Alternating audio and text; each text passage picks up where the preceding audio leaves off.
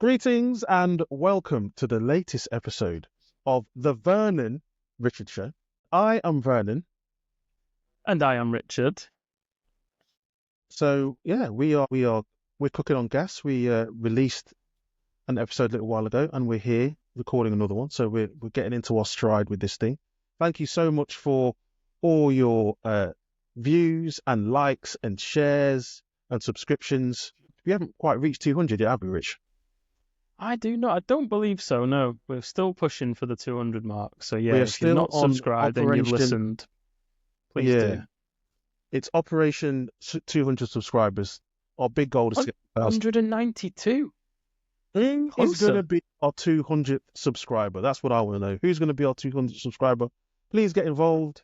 We would really appreciate it. And also leave a review wherever you listen to your podcasts. Make it a 5-star review if you want. Why not? Test out your favorite 5-star, your favorite podcast apps 5-star mechanism. See if it works with our podcast. I like that idea. Specific scenario. Yeah. It has to be 5. The acceptance criteria is only 5 stars. Don't do any other type of testing. Yeah. The charter is 5 stars only. 1 star, completely out of scope. Permanently. Please don't do that. Right, I've got one thing to share before I get going. If you notice my nails are black, or 2 of my nails are black, thought about going emo for about an hour, and then I changed my mind. I've been decorating, and I can't get it off. So it's not like, some sort of gangrene, or I've not bashed my nails and it's turning black. It's spray paint. So there you go. Anyway, right. So we will go straight into our topic. We will talk about football today because the season is back, but not for long. So let's go straight into testing to start with. Okay. So we were chatting backstage about what to discuss, and we're not sure exactly what the topic is, but we've got, I don't know what's the right word that they would use in the production world. We've got a way in, some words that are going to hopefully lead our conversation, which are everything the tester in your team wants to say to you, but they are too scared. And in this instance, the you is leadership. So C-level people, right? Engineering managers, that kind of thing. So yeah, things that they want to say to you, but they are too scared. And why? Where's this? Expand for us, Vernon. Give us a little bit of the thinking behind this. Shall me? So I have this theory that there's a growing number of people who care so much about quality that they are leaving testing, and they are taking roles such as developer, SRE, product owner, and any of the above, engineering manager. These people leave these roles, and they don't leave the product. They do not leave behind their desire to learn about the product by interacting with it. They don't leave behind their desire of accelerating the achievement of shippable quality. They do not leave behind their desire to have inclusive and nurturing culture. But the thing that they do want to leave behind is the absolute ball ache and stress and emotional turmoil of just trying to do your goddamn job without constantly being, blocked and questioned, and perhaps some weird way gaslit maybe, or just patronized, etc., etc., etc. And when I was talking about this with Rich backstage, Rich was like, well, we can, there's tons of things that testers can do to help that situation. To which I remarked, look, this is not an issue of the tester having to do something. Let's presume that the tester has taken several steps that we all know and have all discussed before. Those steps have been taken, and yet it still isn't having the desired effect. And my theory is that this is not an issue of saying to the testers in your life, hey testers, you just need to be a little bit better. And here's the analogy that I gave Rich. So it just feels like we're getting, just imagine the most wonderful azalea, rose, daisy, sunflower, just glorious and spectacular. And you take this beautiful plant and you put it in a desert. And then you look at the plant as it struggles to survive and wilts and is battling to do its best. It's trying to find this water. It's trying to do what it does. And you're just like, hey, Rose, you're not growing well enough. Why aren't you growing? What kind of rose are you, man? Like, you're supposed to grow better than that. That is, I won't say what I'll say said backstage because I'll probably get people switch off. What I will say is that is not logical. You are the person who put the rose in the situation and then you're expecting it to thrive. That doesn't make any sense at all.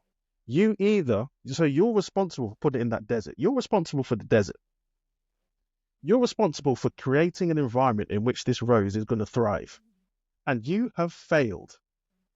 And constantly putting the onus on this rose, I'm stretching this analogy as far as I can go, nonsensical. You either need to attend to the fact that you're in a desert, or you need to only plant a cacti in your desert.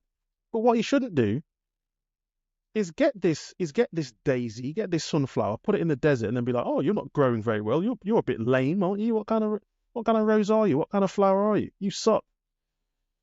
Why are you asking me for water, Rose? Why don't you just grow? That's what it feels like when you're a tester. Your tester says, hey, it'd be great to go to this. I noticed that there's this scoping session, and the developers going in there, see the designers going in there, product owners obviously in there. Probably makes sense I should be in there too. Why do you want to be in there, tester? Well, this is going to be a bit high level. It's going to be a bit technical. Maybe you shouldn't be in there. That's where the nutrients are. That's where the goddamn nutrients is, man. Keep the analogy going.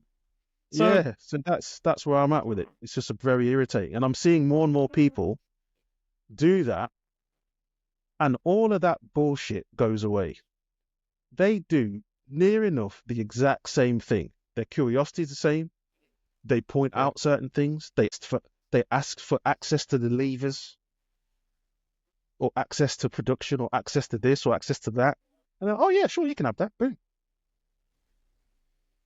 So there's a few things that I can think of, but I think let's go on that one you just mentioned there. Like, why do you think these other roles are getting that access, or the things that they're asking for, the nutrients? Why are those roles just given to you and not as a tester? Is it the problem of the gardener? Let's keep the analogy going. Is it the gardener not understanding what a tulip or a rhododendron should be doing, or is it something else? So what probably makes sense to say at this point is what I'm not saying. So there are. I think the first two factors I think that contribute to this are. The first two factors are stuff that the tester, the quality engineer, is doing to contribute to this situation, and there are things that they can do, that we can do to alleviate these things. Yep. But there are also things that their teammates and more importantly, the leaders in that organization can do or are doing that are contributing to the situation. And there are things that they can do to alleviate it. And I'm speaking to those people about what they're doing to contribute to the situation and what they can do to alleviate the situation. I think there is a misunderstanding about the value that the quality specialists in your life can do in your teams. So what I don't want to get too bogged down in is kind of saying, well, here are the things that the QEs and the testers and testing specialists and the testing generalists, here's what you can do to reach out and make it easier for the people in your life, because that is absolute facts. And I talk about that all the time. You can bet your life that I'm going to be talking about that stuff in the future because it's right. But right now, I want to talk to the people in the organization who lead them, who are responsible for the environment, who have created a desert, who are starving these people of nutrients. And it can feel as if when the tester is making those steps and is showing some willing and saying, you know what, maybe I'm communicating about this in a suboptimal way. Let me do A, B, and C and X, Y, Z and make some changes. People are not meeting them halfway. They're just not. And I think I want to kind of talk to those folks and see what they can do. So it's a misunderstanding. It's a positioning issue. It's all of those kind of things. So yeah, that's what I was kind of getting at. So like these leaders, I've changed job titles, right? So let's say I'm the QE tester, right? I've become an engineer, right? And now I'm a software engineer, and suddenly I've still got my quality hat on. I'm interchanging all day long between my quality hat and my engineering hat, and I suddenly want to go into prod to check some live observability or something like that, right? And I need permission, and I ask and I get it straight away, no questions asked, job done, right? I tried that 9 months ago and I didn't get it. So why? What do you think it is why are these leaders viewing QE or testers in a different, in a different set of glasses or a different set of, respect than like I said, there's the overalls? There's a misunderstanding of the value. Right. There's a misunderstanding of the value. So what do you think the value is? That is the $64,000 question. If you think about it in terms of the concept of having support network and a challenger network. So a support network, everyone knows what that is. So a support network is cheerleaders. They're like, you can do it, Rich. You're absolutely amazing. You've got this. Keep going. Challenger network are people who also want you to succeed, but they will point out when something is not going well. And in your role you're in this quality role, I find that we're quite often reporting bugs and problems in the product that everyone else is very excited to ship. And we go, well, this is terrible. Or this could be better over here. Or even worse, we're pointing out bugs in the process, or we're pointing out bugs in the organization. And that's actually even more painful for people to hear, and feels as if it's completely out of scope. Because I've absolutely been in situations where I've been brought into teams and organizations because we have a testing problem. Our testing is taking too long. It's broken. And I'm looking around at the testers and the testing that is surrounded by a desert. And I'm thinking, what is it about what's going on that makes you think they should succeed at what they're doing? So they don't have access. So these features, let's say, they're coming through quite vague. The developers start working on them, but no one has communicated collectively what is the objective, like what problem is this feature solving and for who. That hasn't been captured anywhere or disseminated amongst anyone. The environments are trash. And so the thing is not very testable.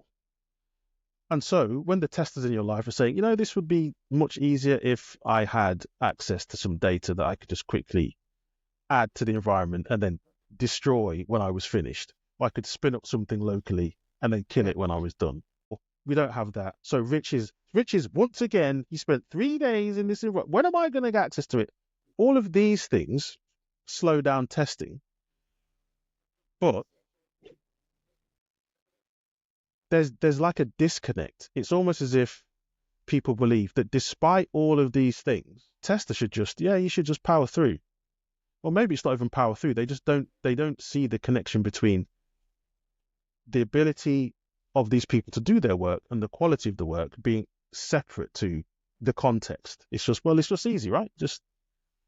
It should do A, so I'll just see if it does A, does or doesn't, and I tell people, and that's it. My job is done. And it's not as simple as that. You look very thoughtful. I'm just trying to think of. My head's gone off on like 3 or 4 tangents, and I was trying to weave it back into in a sensible direction. So, Like the thing that I wrote down, I'm coming back to is like kind of an education piece again, right? But not that we're doing we want to not have to do the education, right? Because that's what we're currently doing. Because I said to you, and you've already said we don't want that side, right? But in the past, and the way I answered you originally backstage was, that's fine, Vernon. Me and you have fixed these problems before. We just do technique A, B, C, and D. But what, like, the question that you're posing is, and now I've just thought about it myself, is why am I always having to do those things? Right. Why is it every time I change jobs, I have to, and every time I was consulting, I had to start again every time. I had to start again and be like, hey, do you know I don't just do that? I also do this. Did you know I can do that? Are you aware that testing looks like this? Are you aware of exploratory testing and charters? I don't just write scripts and click buttons. Are you aware that I can automate on 20 different layers? I'm having to do that every time, and it feels like what you're getting at. And maybe I do agree that some other roles, it's not seen that way. As in, I don't know, there's a deeper understanding of those other roles, or maybe is it like than just to throw like I don't know what the right term is, just to throw some other thoughts into the mix, or is it just a case that we don't fully understand what we do ourselves, right? So so we in the community, right, or the people that are actively discussing it, we have a very opinionated view of what testing is, right? Or even more so what quality engineering is, right? Which me and you are definitely going to be talking a lot more about in the coming months and future, right? So, yes, we are. But we've also established that our view of quality engineering is not what the industry's currently seems to be using the term for. I've already gone on this journey with automation, right? Gone against test automation, gone on my own term. People like reading today, people like Marriott have gone, no, that's not what exploratory testing is. It's like, this is what exploratory testing is. So if we're constantly shifting our own thoughts and opinions, is it a little bit unfair to expect these leaders to have a different view of what we do? Or is it that we're pushing the boundaries and the rest of the industry does fit the bill of what we're saying we don't want to be doing? Maybe, but my gut reaction is no. I don't know. Maybe that's just a very unsophisticated and not very thoughtful reply. But my gut feeling is no. And so what? Because what it feels like is, to put it a different way, if it feels like if a developer, I'm picking on developers at this point.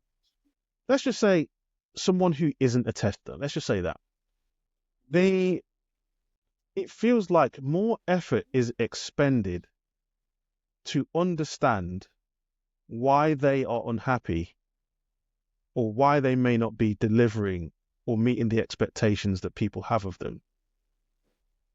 Whereas with, and maybe I have that wrong. So maybe there are some designers that hear this or some developers that hear this that are like, what is this guy talking about? That is wild.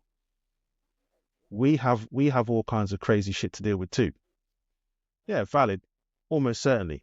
But what I can say is that testers have to justify pretty much everything that they ask for, and it's exhausting.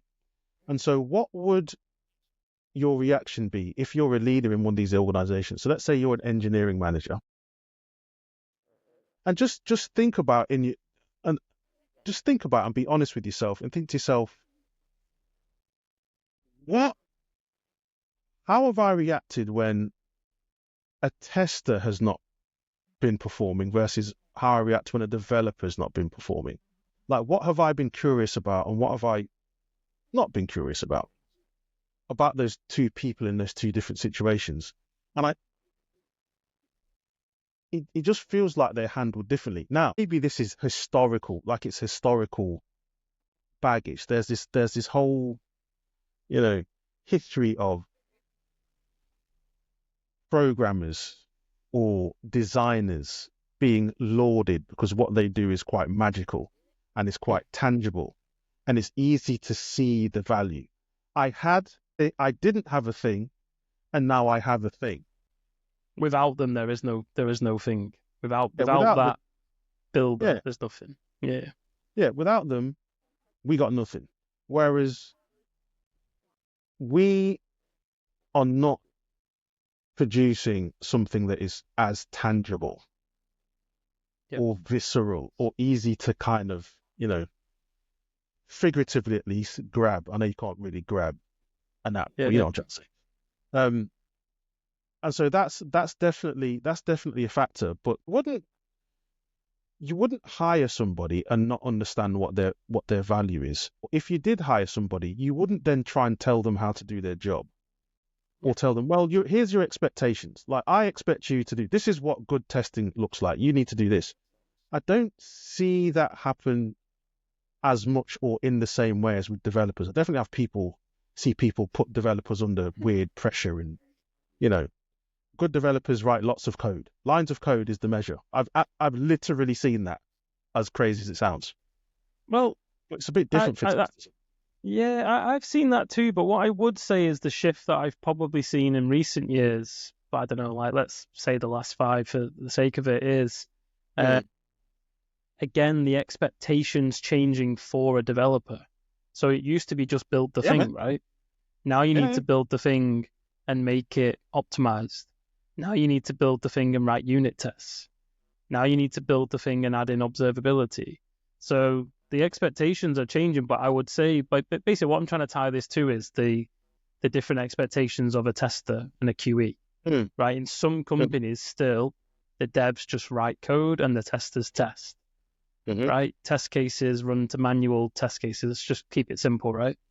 And but now a lot of companies are, quote 10x engineers, right? Just like 10x is old school now, right? I think it's 1000x if you utilize AI, right? But anyway, right? But you've now got engineers, right, who are expected to write clean code, very, very, very well abstracted, documented, tested, all these things. Even deployment in some companies now is expected of the developers. They don't have platform engineers or, etc. DevOps teams, right? So I think there is definitely a shift, but I think the other aspect of it is just pure numbers, right? There's God knows how many more developers in the world than there is QAs or testers by role. Yeah. And I think that global understanding that we're kind of maybe hinting at here, that we expect engineers, CXOs to have a better view of testers. I think maybe the numbers is never going to be in our favor. And then also, as we've hinted at, the understanding of testing, our own, as a community, our own understanding of testing. But one more, I don't know if you want to respond to that, but I've got one more tangent that's written down. Well, I will respond then before your tangent. Why I'm looking at the leaders here is because these people are frustrated, annoyed, and miserable. The testers in your life I'm talking about. You as a lead, right? Exactly. They are doing that, and so you need to be better. Like, forget the role. If you've got people who are miserable and unhappy in your team, or in set of direct reports, you've got people who are miserable. That's a you problem. Directly, like, you have to get on top of that shit. Do you know what I mean? Like, it's not even, why are we even absolutely. discussing this? Like, this is not weird. You know what I mean? This shouldn't be. So at least make some kind of minimal effort to understand who the people are in your team and what challenges they're facing into. And it just feels like there is a lack of curiosity. Oh, the irony. Lack of action. Yeah, right? Yeah. And people are just like, hey, well, this person is miserable. For whatever reason, I don't really care. The rest of the team is happy, or the rest of the team thinks that they suck. So the rest of the team must be correct, and therefore I don't care. Instead of challenging themselves. So what I like to do because I've been in this situation before, I've been brought into companies and teams and told this tester is not performing to the level. And I look at the situation, and that person has had precisely zero support, none, right? And you're just like, what is going on here that makes you, as the engineering manager, the engineering director, the VP of engineering, the CTO, what makes you think that this person is going to succeed with no support? What makes you think this plant is going to grow without any water, without any nutrients, without any sunlight, or with too much water, or with too much nutrients, or with too much sunlight? Like what? I don't understand that at all. And if anything, it's quite interesting actually. It's quite funny. When you talk about numbers, maybe it should be treated like the rare, you know what I mean, metal or precious diamond that we are. Like, oh, well, there's not many of these awesome testers around. We should protect the ones that we've got. I mean, I think that's true regardless of the role. But like, if you've got people who are good, you should look after them, and we're not. And we're causing people, best case scenario, we're causing people to say, do you know what, I'm going to be the developer. Worst case scenario, people are just bidding off the, like, do you know what, man, I'm done with this testing shit. I'm out of here, man. I'm done. You know, I'm done with tech completely. I am out. Do you know what I mean? Yeah, we've seen that. Well, again, more tangents for me. I'm going to keep my original tangent for a while because I've got more now. So you were talking about people, right? And that, Jerry Weinberg's people problem always comes back to my head, right? So firstly, we're all people, right? But yet we feel like some of us are being treated differently potentially, or we've seen the evidence. But you just mentioned then, like, that tester there is not performing, right? Mm-hmm. To me, that the way I break that down as a model in my head is expectations versus reality, right? So what are the expectations and where are they coming from? Exactly. How are they being formed? That's exactly what I'm saying. But that's what, back to the start again, like as an industry and as a, discipline, these expectations are proper like this everywhere, aren't they? Like, because we've mentioned we've got brilliant testers, there's thought leaders, there's testing, there's quality engineering, there's quality assurance, there's all these, terms and approaches, and, neither of us really agree. So, these expectations that they have, like, they need to get better at defining them with their teams, with their testers, and allowing them to do what we said at the start, right? Allowing us to come back and go, that's a pretty crappy expectation, right? Or that's a great expectation, but you do know for me to even remotely achieve that, I'm going to need A, B, C, and D, which again, I'm flipping it now, but I think flipping it in this instance is okay because we put the onus onto that engineering lead to start that conversation instead of me standing in front of a door. Please open the door and help me. I need this and that. Please listen to me and help me. It's the other way around, and they're starting that conversation by saying, this is what I expect from you. Tell me if you think you can do that. What are you going to need to be able to achieve that? Do you think some of them are ridiculous? Do you think there's something missing? Let's work that out now. And hopefully we're able to, turn you into a beautiful, flourishing flower. Yeah. So I talked about my talk. I did a presentation that I gave a 10-minute summary of a few episodes ago. I can't remember which one it was. Yeah. Where I was making a connection between glue work. Yep. Which is skillfully argued as technical leadership by Tanya Riley, and quality engineering is glue work, which means it's technical leadership.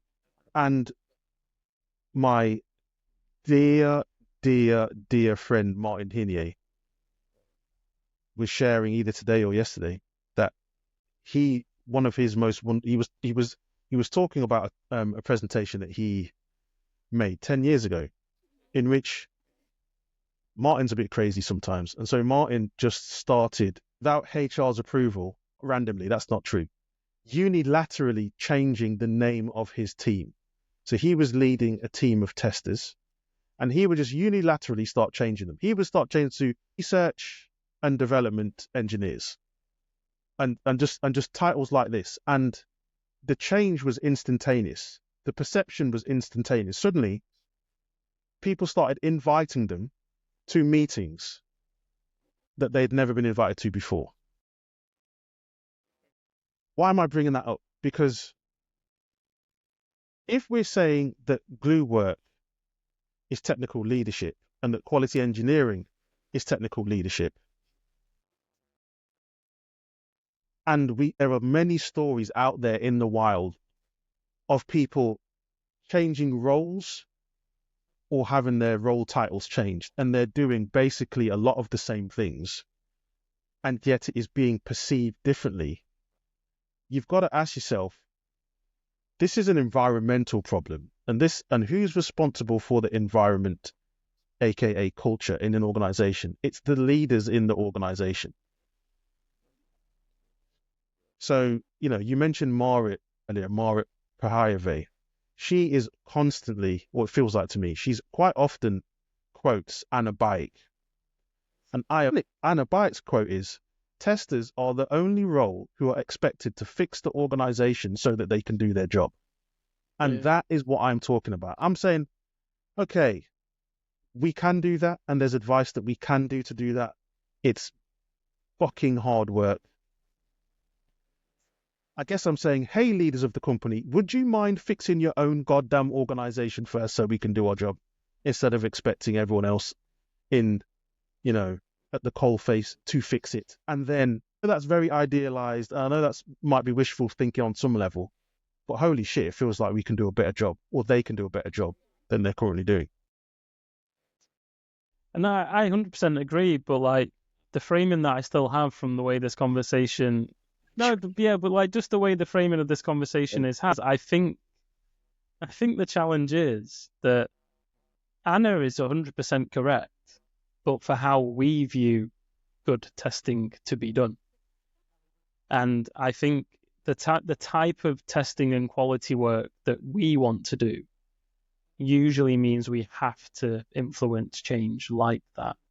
But I still think we're in the minority for the way that we want to test and the way that we want to do good testing. I don't think out there in the wider industry, right? The community is a tiny percentage of the wider industry, right?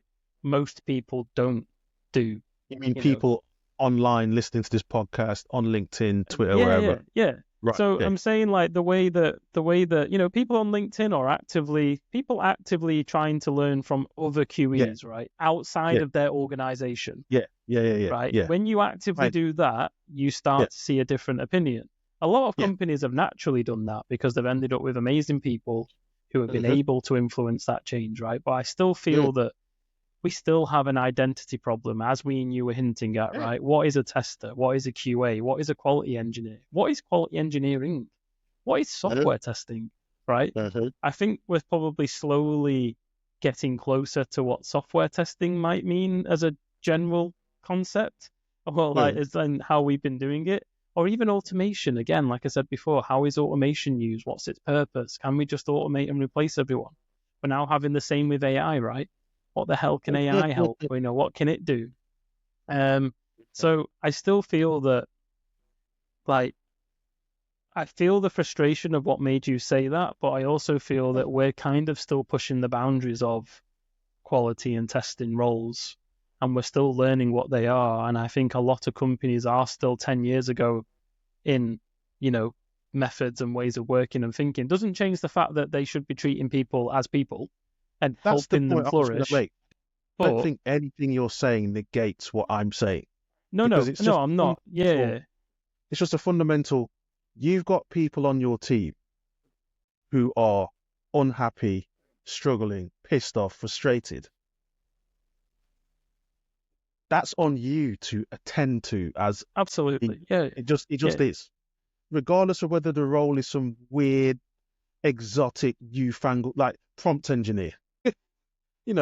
Last year, if you were a prompt engineer, that rhymed, MC Richards and here to stay. If you were a prompt engineer last year and you were struggling and your manager said, well, you're a prompt engineer, that's a you problem. I don't know. If you're miserable, that's on you. You'd be think that manager is trash.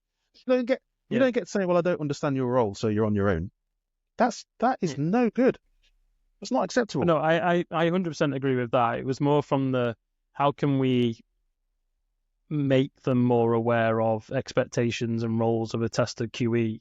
Yes, they should be doing what you're saying, right? But even if they do that, do they have the knowledge and perception to be then able to support? So obviously they can listen and they can do what the person's asking them to do. But we also know that can be a dangerous space sometimes, right? When you're not able to this out. Guide in a certain way. Check this out. So there's a lady called, I'm going to forget her name wrong, Adelina Chalmers. Check the show notes. I'll put it in there. She is like a CTO coach, I think is how she describes herself. So she has been in technical leadership for God knows how long, at ridiculous levels in a bunch of different organizations, right? She does these regular LinkedIn Q&A sessions, and you should absolutely get involved. Like, go and follow Adelina right now. She's awesome. Show notes. So I hopped into one of those sessions because I was like, look, what is there? I think my question was around, I'm seeing a lot of my peers in the software quality space who are trying to move into things like engineering management and all this kind of thing, and they're getting a lot of pushback because they don't code. What do you think to that? Was the basic? You should, and it's been recorded, so go and watch all the old shows. You can watch this one. I'll put the link to it in the show notes. And she asked, and she basically said, no, I don't agree with that. There should be some technical understanding, but do they absolutely need to code? No, a CTO should not be coding anyway, which is weird because they're meant to be more strategic than that. I think that's one of her strong themes that she talks about when she's advising people who are moving from C roles who've got an ambitions to become CTOs. Now, I'm bringing all this up because what I said to her was, if all of this was true, that you had to be technical in order to lead technical people, and this is why testers get pushback, then how does the CEO manage the CTO? Because they don't talk about software. Stereotypically, they are not technical either. I know that's not true across the board, but somehow they manage the CTO. But no one ever says to the CTO, well, I'm sorry, CEO, you can't manage me. I am the great and glorious CTO. I'm far more technical than you. You cannot tell me anything. That's not how it works. They get managed. So maybe the clue is in that relationship somewhere. Because no one will tell the CEO, well, I'm afraid you need to go and do a coding bootcamp before you can even talk to me. That's not how it works, right? And that's what I'm talking about, It's like this is a leadership. This is about how you do good leadership. This is not about how you, as the tester, have to go and bend and flex and change and constantly be doing all the work to make the relationship work. If you were in a relationship of any kind, friendship, romantic, whatever, and you were the one who was constantly trying to figure out, okay, I want to change my language to make sure that I'm speaking, I'm going to adopt your language, I'm going to do that. I'm going to make sure that I share the context of what I'm thinking. I'm going to practice my active listening. I'm going to try and help you solve your problems that you care about before I even share what my needs and requirements are. And it was just constantly that all the time, and you got nothing back. You would say you're in an abusive relationship, man.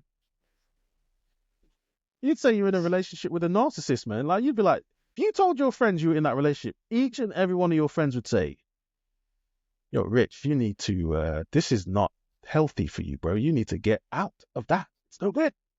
And that's what I'm talking about. Instead of just saying, well, Rich, you just need to you didn't quite bend enough. You need to bend some more.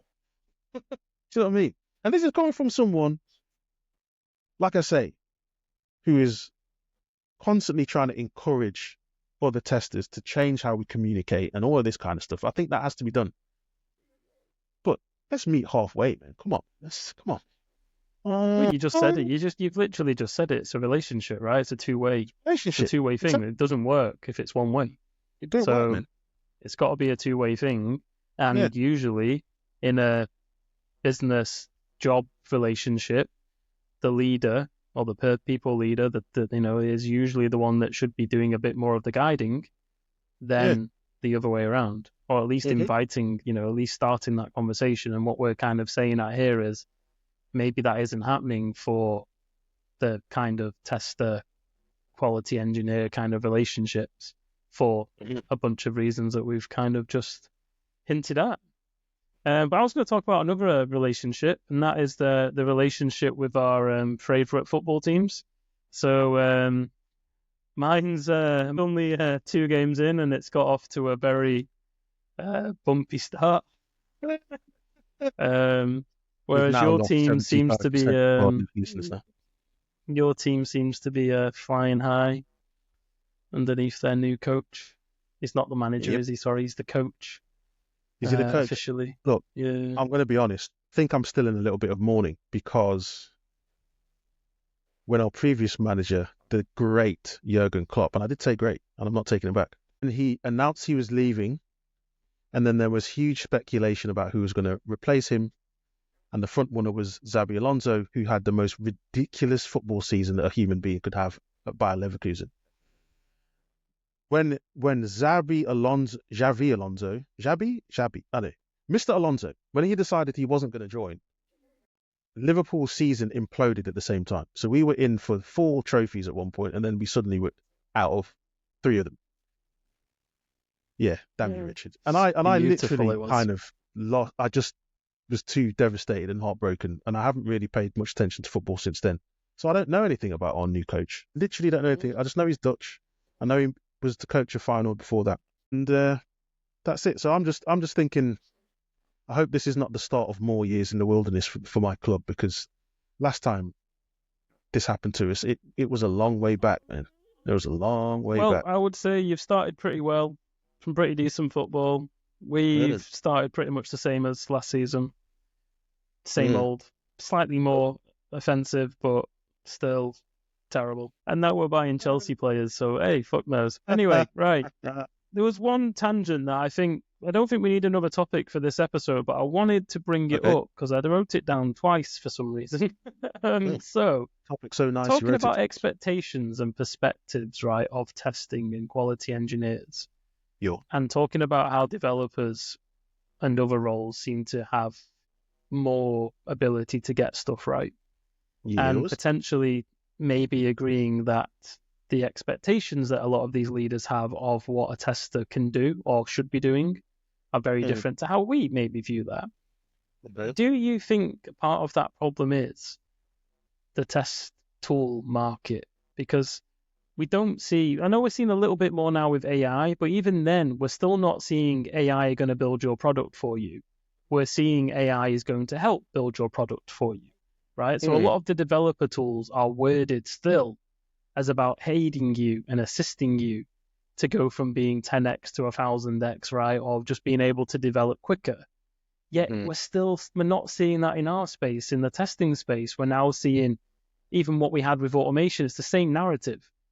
Now we've got automation powered by AI, so you don't even need your testers anymore, right? So we're still seeing those perspectives. And I think, again, when I'm talking about the larger industry, these tools are very much infiltrated, in all of these massive organizations, right? And they're there with their marketing and their updates and their pitches. And but just to be clear as well, I'm not saying these are bad tools, right? I'm definitely not criticizing the tools themselves, but they're marketing themselves in that way for a reason, right? Because it bloody works. Yeah. Right? Yes. Why does it work? Why are they able to say that our role is number one, they're saying this is what a tester does. Number two, they're saying their tool can now do it. So why is it they're agreeing with number one in the first place by saying, yes, you're right, that is what a tester does. Oh, your tool can do that. Whereas we know that we're not just doing that, right? Or when I say that, I mean, running a test case, writing a test case and running it. Right? The simple thing of it, that ground zero of what a tester does.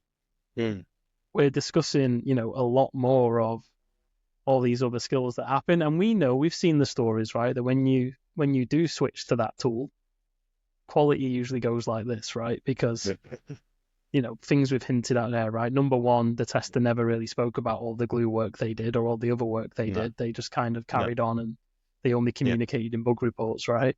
Which obviously then, sets the expectations. You mentioned earlier about, only talking in bug reports and bringing negative news. There's a very old talk of mine where I hand drew all the slides, and one of them is of a battery. It's a double negative battery. And I'm basically saying, please don't be a double negative battery.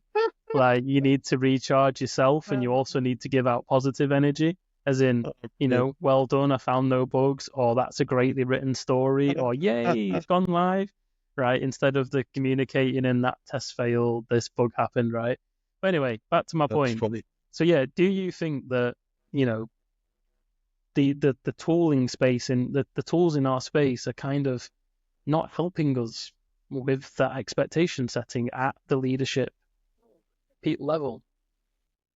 I feel like it's a chicken and egg, and I don't know what's the chicken and what's the egg, because I think that's just another. So the way you described how the companies often position their tools and position the value, it definitely feeds into that narrative that we're talking about, right? About testing is almost, not even almost, there's this really sticky view that testing is manual labor rather than knowledge work. And so you can automate your way out of manual labor. It's manual. So it's like, well, why don't we just automate it, right? There's got to be a way we can get a machine to do this work instead. And how you break that connection. All I've got right now is theory that it's sales and marketing. So that's my point. On our end, it's sales and marketing. But at the same time, you wouldn't as a. So you've led a company, right? So you didn't just hire somebody without doing some recon, like trying to understand. Yeah, I'm hiring somebody because I've got a problem. So how do I solve that problem with a human?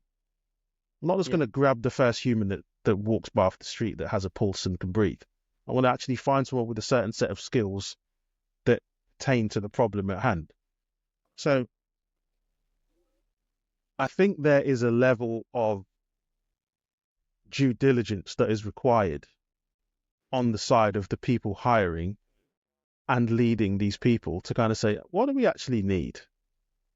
And what does good look like? Basically you've concluded it in the way I wanted to conclude the session, which is it still feels to me like a chicken and egg situation, even in our own front, right? Because what my brain's thinking now is, God, what would I do if I had the budget of, I don't know, Tricentis or SmartBear or Applitools marketing budget, right? By the way, messages? That was a free shout out if you all want to sponsor the podcast. And exactly. Well, I've just slated them. Your people call our people, please. We'll be happy to talk. But what I'm trying to say is, like, they've obviously, they're meeting needs. They're building great tools that people are loving and using, right? And we're saying that we've noticed that our roles have shifted and we're making noise, right? But clearly not anywhere near as much noise as these tools, right? But then also, as you said yourself, the people doing the hiring don't seem to be putting enough energy or investment in, what are my actual problems? Yeah. What do I need? What is the shape? What flower? Let's go full back to the start. What flower do I need to put into this glorious, beautiful English garden? My God. To keep it in a beautiful place and helping each other, and not have one garden over here or a desert over here and the beautiful garden over here, right? They're not doing that work. But I also feel like, back to the chicken and egg, if they're going to do that work, where are they going? Where are they reading? What are they watching? What are they Yeah. listening to do that work, right? If you Google, you're probably going to find the testing tools. So that's what I'm saying. Like, I do agree it is a chicken and egg, and I definitely agree that they need to be doing more, and they 100% need to be even once you've got the flower in your garden, you absolutely have to treat it like a flower or a person, and Yeah. nurture it. Or plant a goddamn cacti. Yeah, if you need a cacti, plant a cacti. Yeah, Yeah. absolutely. So there you have it. Welcome to what's that fancy word for gardening? Horticultural? Can't say any Horticultural words. show with Richard and Vern. We hope you've had a good time. There's only one plant in my house, and it's there, and it's just about surviving. Rich was joking that he has a skill where he can kill all plants. It doesn't matter how resilient the plant is reputed to be. He will kill it if it goes into his house. It will not survive. It's fine. You clarified in the house. Outside, very attentive. But in the house, my brain never goes, you should look after that plant. It's always computer or other jobs or whatever, right? Oh, sofa. It's never go water the plants or like go do cooking. Like basically never gets anywhere remotely close to the top of the things that you can do inside your house. All right. And yeah, I need to look after them up. I'm going to have more plants soon. Once I finish my decorating, there'll be at least 2 more plants in my house, and I am going to keep them alive. I'm going to talk to them. I'm going to ask them what they need. I'm going to set clear expectations with them that I might not water you for a few weeks. So be prepared. But I'll put some emergency water on the side, whatever it may be. Anyway, analogy over. Right, so the usual. If you enjoyed listening to us, please subscribe. Want to get to that 200 mark, and we will. Vernon says he'll give some to the 200th person. However, you can work that out. Hopefully, YouTube tells you. But what went? Did I say you that? said you said you were gonna praise them in some way. Don't think call that them was... out or No, I don't think. I think what I said was Rich is going to pay them $1 million. That's what I think I said. But I'm very keen to hear what people think about this topic. Like super duper keen. Am I just a lunatic and I'm imagining all of this, or is there something to it? And I'd be particularly keen to hear from people who have been testers and are no longer testers. Like, what does the world look like now that you're not in that role? How much do you think you weren't helping yourself when you're in that role? And how much do you think that you weren't being helped when you're in the role? Like, what's different? What's surprising? What's the same? I'd love to get some ideas about this because it's something I've been wondering about for a long time. Perfect. All right, there we go. So, it's goodbye from me. And it's goodbye from me. I'm going to go do some gardening.